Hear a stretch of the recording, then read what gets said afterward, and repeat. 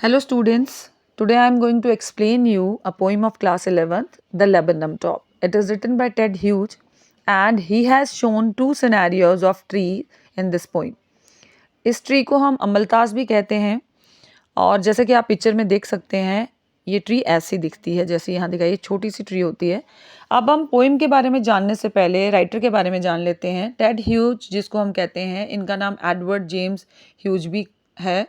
17 अगस्त 1930 में ये बॉर्न हुए थे और he died on 28 October 1998। He is an English poet.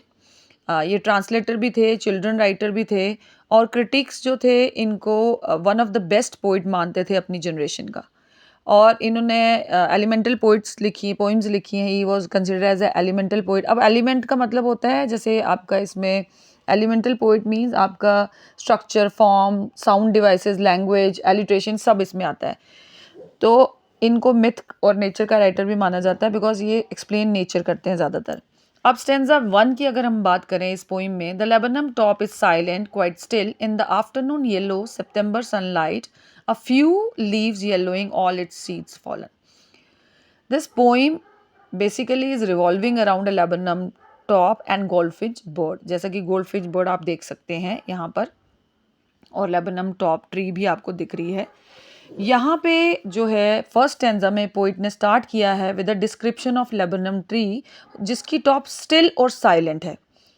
इनकी लीव्स जो हैं, इसकी लीव्स जो हैं had turned yellow and seeds had fallen down.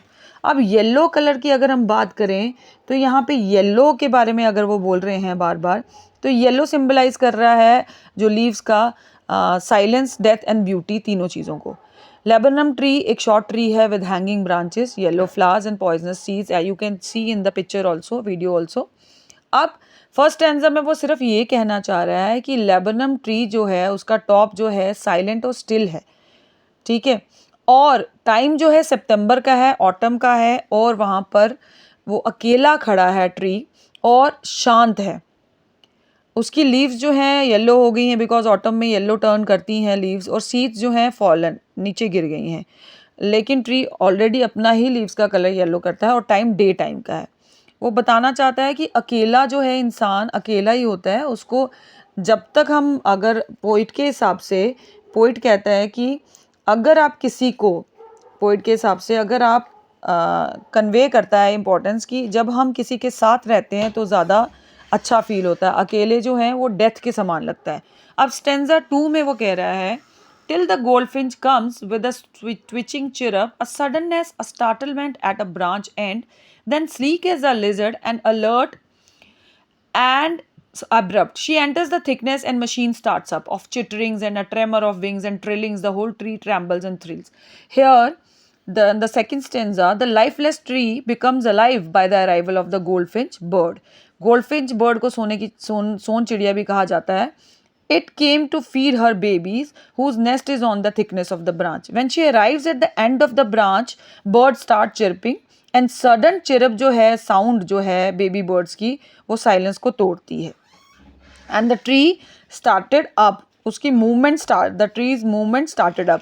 तो यहाँ पे बेसिकली पोइम के स्टेंजा सेकंड में वो बताना चाहता है, एब्रप्ट जो ये चिटरिंग साउंड है, ये जब बच्चे के पास जाती है गोल्डफिंच, तो बच्चे जो हैं चहचहाने लगते हैं, अपनी विंग्स को वाइब्रेट करना शुरू कर देते हैं। ट्रिलिंग का मतलब होता है चिरप साउंड देना, और ट्रेमर ऑफ विंग्स मतलब जब विंग्स हिलते हैं, शेक करते हैं। थ्रिल्स जो हो गया वो एक्साइटमेंट हो गया, बिकॉज ऑफ द एक्साइटमेंट, क्योंकि मदर उनके पास आती है तो वो जो है अपनी मदर को देख के उनकी मूवमेंट विंग्स की, और वो चहचहाने लगते हैं। उस चहचहाट में और मूवमेंट से विंग्स की जो है ट्री ऐसा लगता है जैसे वो स्टार्ट हो गई है।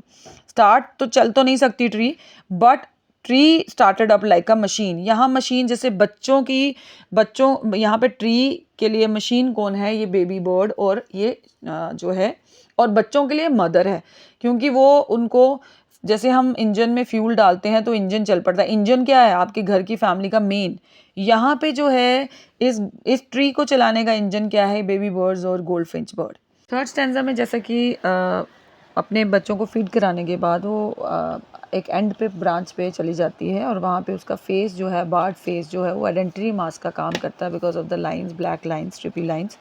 हालांकि वो येलो लीव्स के अंदर जो है, जब येलो लीव्स के बिहाइंड जो है वो कैमोफ्लेज हो जाती है। अब फोर्थ स्टेंजा जो है वो है, then with airy delicate whistle chirrup whispering she launches away towards the infinite and Lebanon subsides to empty। यहाँ पे वो कहना चाहता है कि एक स्ट्रेंज सा, डेलिकेट सा जो है एटमॉस्फेयर बन गया। She and her younger once flu away in the sky leaving the tree again silent and death like. देखिए एक स्ट्रेंज सा माहौल बन गया। पहले जहाँ शोर था, ऐसा लग रहा था कि ट्री जो है मूव कर रही है, स्टिल नहीं है, साइलेंट नहीं है। इनके जाने के बाद ही दूसरा जो एक और सिनेरियो आया है कि वो दोबारा से साइलेंट और स्टिल लगना शुरू हो गई। सो पोइम बेसिकली, मैंने आपके लिए समरी भी डिस्कस की है इधर पूरी।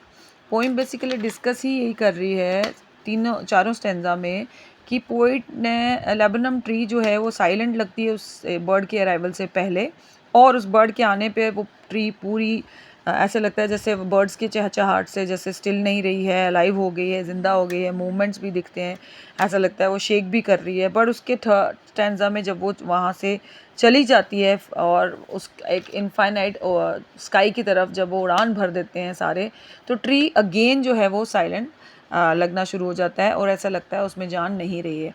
सो जो है शी अपने बच्चों को लेके उड़ान भरती है। तो यहाँ पे जो बेसिकली थीम है वो ये है कि लाइफ जो है एक प्रोसेस है एक्सचेंज और ट्रांसफॉर्मेशन का।